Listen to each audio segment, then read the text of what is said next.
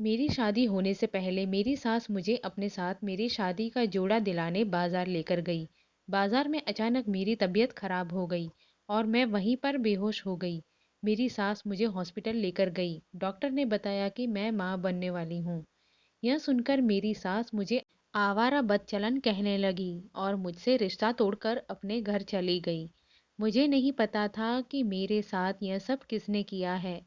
मैंने इस बच्चे को जन्म देने का सोचा। 9 महीने बाद जब बच्चे का जन्म देने का समय हुआ, तो डॉक्टर ने पूछा कि इस बच्चे के पिता का क्या नाम है। यह सुनकर मेरे पैरों तले जमीन खिसक गई। अस्पताल के सबसे बड़े डॉक्टर ने कहा कि मैं हूँ इस बच्चे का पिता। मेरा नाम ऋतु है। मेरे पिताजी हवाई अड्डे पर नौकरी करते थे। मुझे ऐसा लगता था कि मेरे जीवन में कभी कोई कठिनाई नहीं आ सकती। मेरे पिताजी सब संभाल लेंगे। जो लोग अच्छे पालन पोषण में पलते हैं, जीवन उनका इम्तिहान लेता है। मेरी माँ पिताजी से कहती थी कि लड़कियों को ज़्यादा छूट ना दिया करो। अपनी लड़कियों से ज़्यादा लाड प्यार करते हो। ये अपने ससुराल में कठिनाइयों का सामना कैसे करेंगी? लड़कियां ससुराल में जाकर अपना आत्मविश्वास खो देती हैं। जब तक मेरी बेटी अपने बाप के घर में है तब तक इनको डांट भी नहीं सकता कोई, क्योंकि मुझे पता है मेरी बेटियों का नसीब बहुत अच्छा होगा। उस वक्त मैं 12वीं कक्षा में थी। भैया की शादी हो गई थी और भाभी के आने से घर में बहुत रौनक थी। उन्हें दोनों हमारे मोहल्ले में एक लड़का आया था जिनके बारे में किसी को कुछ पता नहीं था। सुना था कि वह अपनी बहन की तलाश में आया है। उसने कपड़े बेचने की दुकान खोली थी। जब मैं स्कूल जाती तो वह मुझे देखता और मुस्कुराता। मुझे बहुत गुस्सा आता। कई बार मैंने सोचा कि मैं इसकी शिकायत अपने पिताजी से करूंगी। फिर मैंने सोचा कि गरीब लड़का है, कौन सा मुझे कुछ कहता है। वक्त यूं ही बीत गया। लड़के को आए हुए 3 साल हो गए। मैं पढ़ाई में व्यस्त रहती। कुछ लोग उसको बहुत बुरा भला कहते और कुछ मोहल्ले वाले उसे निकालने को कह रहे थे। इसी वजह से उसने अपनी दुकान नहीं खोली। मेरी बड़ी बहन शालू किसी लड़के को पसंद करती थी। मेरे पिताजी नहीं मान रहे थे, क्योंकि वह लड़का अच्छा नहीं था। लेकिन मेरी दीदी अपनी जिद पर थी। मेरे पिताजी नहीं मान रहे थे। जब मेरी दीदी ने आत्महत्या करने की कोशिश की तो मेरे पिताजी मान गए। तभी मेरी माँ ने पिताजी से कहा कि आपसे इसलिए कहती थी कि आप अपनी बेटियों को ज्यादा सर पर न चढ़ाओ। अगर आपका थोड़ा सा भी डर होता तो शालू ऐसा कभी नहीं करती। पिताजी बोले, मैं सब इसके के लिए ही कह रहा हूँ। कल को वह लड़का इसको क्या खिलाएगा और क्या पिलाएगा? इसके तो घरवाले उसे रखना भी नहीं चाहते। कल को लड़के ने हमारी बेटी को छोड़ दिया तो हम क्या करेंगे? इसलिए मैंने अब ये सोच लिया है। अब मैं बड़े भाई साहब से बात करता हूँ। अब हम कब तक इंतजार करेंगे? बचपन से ही बच्चों के रिश्ते तय हैं। इस मुश्किल समय में अपने काम आते हैं। पिताजी भूल गए थे कि अब वह वक्त नहीं है जो मुश्किल वक्त में अपने काम आए। और ऐसा ही हुआ। ताऊजी ने इस रिश्ते से इनकार कर दिया था। उन्होंने कहा कि ऐसी जगह अपने बेटे का रिश्ता नहीं करना चाहते और रिश्ते वाली बात तो बहुत पुरानी हो चुकी है।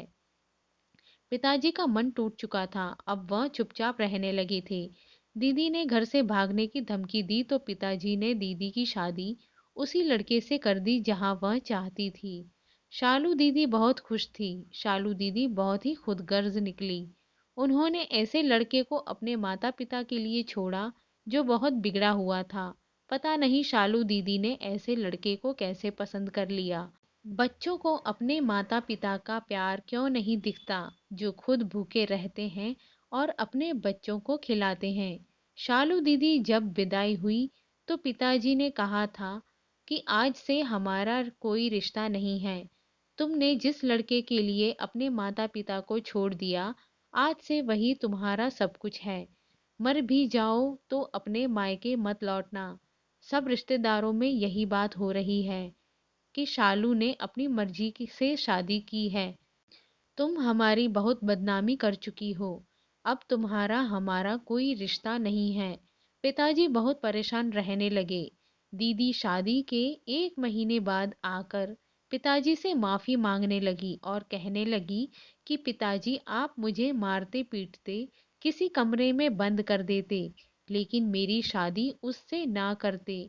उसने मुझे मारा पीटा और कहा कि जाओ अपने पिता से पैसे लेकर आओ, उससे मैं अपना कारोबार खोलूंगा। पिताजी ने परेशान होकर अपने बेटों से कहा कि शालू का जो हिस्सा है उसे दे दो। भाइयों ने शालू से कहा कि वह अपनी शक्ल भी कभी ना दिखाए। हमारे पास कौन सी जायदाद है, सिर्फ एक यही मकान है। हमारे पास कोई पैसे नहीं हैं जो हम तुम्हें दे दें। 2 दिन बाद शालू का पति का झगड़ों में मारा गया। शालू अपने पिता और अपने भाइयों से कहने लगी कि तुम्हारी बद्दुआ लगी है जो आज ऐसा हुआ है। मैंने दीदी से कहा जब आपको वह मारता पीटता था तो आपको ख्याल नहीं आया पिताजी की बिना मर्जी के अपने शादी कर ली। तब आपने नहीं सोचा कि पूरी उम्र आपको दिल से लगाकर पालन पोषण किया, आपका आपकी परवरिश की, तो उनको दुख देकर आप कैसे सोच सकती हैं कि आप खुश रह सकती हैं। मेरी बात सुनकर मेरी दीदी रोने लगी। मेरे पिताजी रिटायर हो चुके थे और जो पैसे मिले वह भाई के कारोबार में लगा दिए और मेरी शादी के लिए रख दिए। मेरी पढ़ाई पूरी हो गई थी। पिताजी ने मेरा रिश्ता तय कर दिया था। मैं बहुत खुश थी। वह लड़का मुझे बहुत पसंद था, लेकिन वह लड़का मुझे पसंद नहीं करता था क्योंकि वह लड़का किसी दूसरी लड़की को पसंद करता था और उस लड़की से शादी करना चाहता था। मुझे जब इस बात का पता चला तो मैं अपने माँ बाप को बताया। माँ ने कहा बेटा, शादी से पहले ज्यादातर लड़के किसी न किसी लड़की को पसंद करते हैं और जब शादी हो जाती है, पत्नी घर में आ जाती है तो वह सब कुछ भूल जाते हैं। माँ की बातों से मुझे तसल्ली हुई और मुझे कहीं ना कहीं डर भी लग रहा था कि क्या होगा अगर, क्योंकि मेरे होने वाले पति ने मुझसे पहले ही कहा था कि तुम शादी करना चाहती हो तो कर लो, यह तुम्हारा फैसला है। कल को मुझे कोई उम्मीद मत रखना। मैं हर हाल में अपनी पसंद की लड़की से शादी करूंगा। तुम्हारे लिए अच्छा होगा कि तुम इसी रिश्ते से इनकार कर दो। और मैं अपने पिताजी को दुखी कैसे देख सकती थी, उनसे कैसे कह सकती थी कि मेरा होने वाला पति राहुल किसी और से प्रेम करता है। पिताजी की तबीयत दिन ब दिन खराब होती जा रही थी। एक दिन पिताजी को हार्ट अटैक हो गया, जिसकी वजह से उनकी मौके पर ही मौत हो गई। पिताजी को देखकर ऐसा लग रहा था जैसे पिताजी अभी उठ जाएंगे। चारों तरफ भीड़ ही भीड़ हो रही थी और चारों तरफ ऐसा लग रहा था जैसे पिताजी अभी बाहर से आएंगे और मुझे आवाज लगाएंगे। मुझे तो यकीन ही नहीं हो रहा था कि पिताजी इस दुनिया में नहीं रहे। मैं दरवाजे पर बैठी रहती और पिताजी के आने का इंतजार करती रहती। माँ भी कहती कि बेटी, जो इस दुनिया से चला जाता है वह कभी वापस नहीं आता। यह सुनकर मैं अपनी माँ के गले लगकर खूब रोती। राहुल की माँ ने पिताजी के गुजरने के बाद मेरा रिश्ता भी तोड़ दिया। मेरी माँ ने राहुल की माँ से कहा कि ऐसे रिश्ते ना तोड़ो, लोग क्या कहेंगे कि रिश्ता क्यों टूटा है। मैं सबको क्या जवाब दूंगी, अब तो रितु के पिताजी भी नहीं रहे। राहुल की माता ने कहा कि मैं कुछ नहीं कर सकती, मैं अपने जवान बेटे को खोना नहीं चाहती, मेरी बात को समझने की कोशिश करो। जब मुझे पता चला कि राहुल की माँ रिश्ता तोड़कर चली गई है तो मैंने मन से माँ से कहा, उन्हें पहले रिश्ता करते समय अपना बेटा क्यों याद नहीं आया और अब 2 साल बाद उनको ये याद आ रहा है कि बेटे की खुशी से बढ़कर कुछ नहीं है। ताऊजी ने भी सारी जमीन अपने नाम करा ली। बुआ ने भी कोई कसर नहीं छोड़ी। वह हमारी बहनों की इज्जत खराब कर रही थी और सबने हमें अकेला छोड़ दिया था। जिसे जो करना था वह कर रहा था। समय बीतता गया। मैं एक कंपनी में नौकरी करने लगी क्योंकि घर की आर्थिक स्थिति ठीक नहीं थी। और भैया के कारोबार में बहुत नुकसान हो रहा था। पिताजी के जाने के बाद अब माँ भी बहुत कमज़ोर हो गई थी और बीमार रहने लगी थी। शालू दीदी के भी रिश्ते आने लगे थे। उनके रिश्ते 2 बच्चों के बाप या फिर एक बच्चे के बाप ही आते थे। मेरी भी उम्र बीती जा रही थी। हालात ठीक होने का नाम ही नहीं ले रहे थे। मेरे बड़े भैया के बच्चे हो गए थे और मेरे छोटे भैया ने भी अपनी मर्जी से शादी कर ली थी। उसके जिस कंपनी में नौकरी लगी थी वह अपनी पत्नी को भी वहीं ले गया। उन दोनों को कोई परवाह नहीं थी कि बहनों की शादी भी करनी है और हम माँ बेटियां अकेली ही रह गई थी। मैं जब नौकरी के लिए जाती तो पिताजी की तस्वीर के आगे खूब रोती, उनको सारी बातें बताती। एक दिन मेरी बुआ का बेटा अपने दोस्तों के साथ बदतमीजी कर रहा था और मुझे धमकियाँ दे रहा था कि मैंने उससे शादी नहीं की तो वह मुझे किसी के सामने मुंह दिखाने के लायक नहीं छोड़ेगा। मैं बहुत डर गई थी। मैं सब बातें घर में नहीं बता सकती थी। एक दिन मेरी दीदी का बहुत अच्छा रिश्ता आया और माँ ने हाँ कर दी। दीदी शादी करना नहीं चाहती थी। माँ ने दीदी को बहुत समझाया, मेरे बाद तुम क्या करोगी, अभी तुम्हारी पूरी जिंदगी पड़ी है। माँ ने शादी का दिन पक्का कर दिया। भगवान का करना है कि इसी बार दीदी का विवाह अच्छे लड़के से हो रहा है। भाभी को दीदी के विवाह का पता लगा तो उन्होंने कहा कि चलो अच्छा है, एक बोझ तो कम हुआ। यह सुनकर मुझे बिल्कुल अच्छा नहीं लगा। मैंने कहा हम बोझ कैसे हो सकते हैं, हम तो अपना काम कर खाते हैं। पिताजी जो पैसे मेरी शादी के लिए रखे थे वह भी भैया ने खर्च कर दिए और मेरे मना करने पर भी माँ ने सारे पैसे भैया को दे दिए थे। और माँ ने जब भैया से दीदी की शादी के लिए पैसे मांगे तो भैया ने साफ साफ मना कर दिया और माँ चुपचाप अपने कमरे में आ गई। माँ कहती थी कि रिश्ते कभी नहीं बदलते, तो फिर अब क्यों बदल गए हैं। एक दिन मैं अपने काम पर से लौटकर घर आ रही थी तो कुछ लोगों ने मेरा अपहरण कर लिया और मेरा सब कुछ लूट कर मुझे घर के बाहर छोड़ दिया। मैं बहुत रोई। मैंने अपनी माँ को सब कुछ बता दिया। माँ ने अपनी मौसी से कहकर मेरा रिश्ता कर दिया। मैंने कहा, माँ तुम तो सब जानती हो फिर भी मेरा रिश्ता तय कर दिया। तो माँ ने कहा कि बेटा इसमें तुम्हारी कोई गलती नहीं है, तुम इसके बारे में किसी को मत बताना, ये बुरा सपना समझकर भूल जाओ। मैं नहीं जानती थी कि ये सब मेरे साथ किसने किया है। वे लोग चेहरे पर मास्क लगाए हुए थे। शादी के कुछ दिन पहले मैं अपनी सास के साथ अपनी शादी का जोड़ा खरीदने मार्केट गई थी तो अचानक मेरी तबीयत खराब हो गई और मैं चक्कर खाकर गिर गई। मेरी सास मुझे अस्पताल ले गई और डॉक्टर ने बताया कि मैं माँ बनने वाली हूँ। यह सुनकर मेरी सास ने खूब तमाशा किया और रिश्ता तोड़कर चली गई। मुझे पता नहीं कि यह जुल्म मेरे साथ किसने किया है, क्योंकि उस दिन उन सब लोगों ने अपना मुंह मास्क से ढक रखा था। मेरी सास ने मुझे बदनाम कर दिया था। सब लोग मुझे आवारा, बदचलन, चरित्रहीन होने के ताने देते रहे। मैं बहुत परेशान हो गई और मैंने मरने की कोशिश की। फिर माँ ने मुझे समझाया कि समस्या से भागने नहीं चाहिए, उसका सामना करना चाहिए। भाई अभी घर छोड़कर चले गए थे, वह दूसरी जगह रहने लगे थे।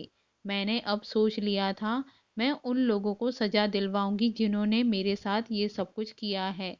पहले मुझे इस बच्चे को जन्म देना चाहिए, फिर मैं उनसे बदला लूंगी। अब वही लड़का हमारे घर पर आने लगा था जिसने कपड़े की दुकान खोली थी। वह बार बार घर आता, कभी कुछ सामान देने तो कभी कुछ लेने। मोहल्ले वालों को ये लगता था कि मैंने शादी कर ली है और वह मुझे माँ बनाकर चला गया है। और जब मेरी डिलीवरी का समय आया तो वह दुकान वाला लड़का भी हमारे साथ हॉस्पिटल आया। डॉक्टर ने कहा कि इस बच्चे का पिता कौन है तो उस लड़के ने आगे बढ़कर कहा कि मैं हूँ। यह सुनकर हमारे सर पर आसमान टूट पड़ा। मेरी माँ ने उसे मारने पीटने लगी और उसे गाली गलौज करने लगी। वह लड़का सब कुछ सुनता रहा। मेरी माँ ने उसके साथ मेरी शादी कर दी। जैसे ही मेरा बच्चा हुआ, वह लड़का हम दोनों को अपने घर ले गया। मैं उसका मकान देखकर हैरान रह गई। उस घर में एक बूढ़ी औरत थी। जब मैं उस बूढ़ी औरत के पास गई, तो वो मेरी कंपनी की मालकिन निकली। जैसे वह मुझसे मिलने आई, मैं एकदम से उससे दूर हो गई। मुझे खुद से भी नफरत होने लगी और मैंने सोच लिया कि मैं उनके बच्चे को देकर यहाँ से दूर चली जाऊंगी। ये लोग मेरे साथ ऐसा कैसे करके खुश रह सकते हैं? इन लोगों ने मुझे मेरे घर वालों की नज़र में ही गिरा दिया। मेरे पति का नाम कपिल था। कपिल मुझे बहुत प्यार करता था और उसकी दादी अपने पोते से बहुत प्यार करती थी। लेकिन सच तो ये था कि मैंने अपने पति से बहुत नफरत करती थी। एक दिन मैंने कपिल से कहा कि मैं तुमसे डाइवोर्स लेना चाहती हूँ। मैं तुम जैसे घटिया आदमी के साथ नहीं रहना चाहती। कपिल ने कहा कि मैं तुमसे बहुत प्यार करता हूँ और पिछले 5 साल में से तुमसे प्यार करता रहूं हूँ। गलत मैं नहीं हूँ। तो मैंने उससे कहा कि तुम एक नाजायज बेटे हो। तुम जैसा आदमी मैं इस दुनिया में नहीं देखा। यह सुनकर कपिल को बहुत गुस्सा आया और कपिल ने मेरे गाल पर एक थप्पड़ मारकर कमरे से बाहर चला गया। ये सब बातें कपिल की माँ ने सुन ली और वह मेरे पास आई और कहा कि मेरे बेटे ने तुम्हारे साथ कुछ नहीं किया है। उसने तो खुद तुम्हारी इज्जत बचाई है। ये लो तुम्हारी मेडिकल रिपोर्ट्स। इसमें तुम्हारा मुजरिम का नाम लिखा है। तुम्हें दुनिया के तानों से बचाया है। मेरे बेटे ने तुम्हें नाजायज बेटे को अपना नाम दिया है। मेरा जायज बेटा होते हुए भी आज तक नाजायज सुनता आया है। मैं 2 भाइयों की इकलौती बहन हूँ। मैंने बहुत मालदार घर में हूँ। मैं यूनिवर्सिटी में पढ़ती थी। वहाँ मुझे एक लड़के से प्यार हो गया था। उस लड़के ने मुझे बहुत समझाया पर मैं नहीं मानी। मैं अपनी जिद पर अड़ी रही। मैंने कहने पर वह लड़का अपनी माँ के साथ मेरे घर पर आया और मेरे पिताजी ने उसका बहुत अपमान किया और इनकार कर दिया। पर मैं अपनी जिद पर अड़ी रही और अपने परिवार को छोड़कर अपने प्रेमी के साथ भागकर शादी कर ली और हम एक दूसरे के साथ बहुत खुश रहने लगे। हमें साथ रहते रहते काफी समय बीत गया था। उधर मेरे मायके वाले हमें पागलों की तरह ढूंढ रहे थे। एक दिन अचानक मेरे परिवार ने हमें देख लिया और मेरे पति को पकड़कर मारने लगे और मेरी आंखों के सामने मेरे पति को इतना मारा कि वह वहीं पर तड़प तड़प कर मर गया। पत्नी के लिए उसका पति ही सब कुछ होता है। मैं पेट से थी। मेरे परिवार वालों ने मेरे बच्चे को भी मारने वाले थे।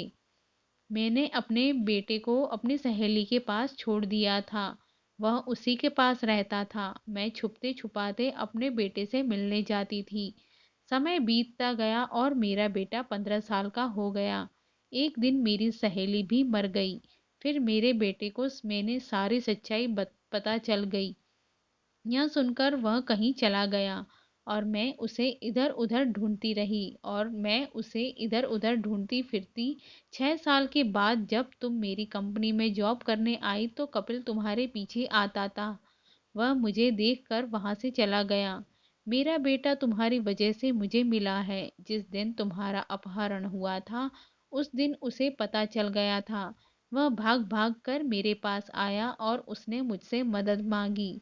कपिल ने उन लोगों को जिंदा नहीं छोड़ा, उनको सजा दी। तुम्हारा मुजरिम कोई और नहीं, तुम्हारी बुआ का बेटा था। अपनी सास के मुंह से सारी सच्चाई सुनकर मैंने उनसे माफी मांगने लगी और उनके पैरों में बैठकर गिड़गिड़ाने लगी। वह मुझे माफ कर दे। मेरी सास तो बहुत अच्छी औरत थी। उन्होंने सब कुछ जानते हुए भी मुझे अपने घर की बहू बनाया। फिर जब शाम को कपिल घर वापस आया तो मैंने कपिल से माफी मांगी और कपिल ने मुझे माफ कर दिया और अपने सीने से लगा लिया। आज मैं अपने बेटे के साथ और कपिल के साथ अपनी जिंदगी बहुत खुश हूँ। हम लोग एक साथ बहुत हंसी खुशी जिंदगी गुजार रहे हैं। दोस्तों, उम्मीद करती हूँ आपको हमारी कहानी पसंद आई होगी। कहानी पसंद आई हो तो वीडियो को लाइक करें, चैनल पर नए हो तो चैनल को सब्सक्राइब करें और हाँ, नोटिफिकेशन बेल को ज़रूर दबाएं ताकि अगली अपडेट सबसे पहले आपको मिले। धन्यवाद।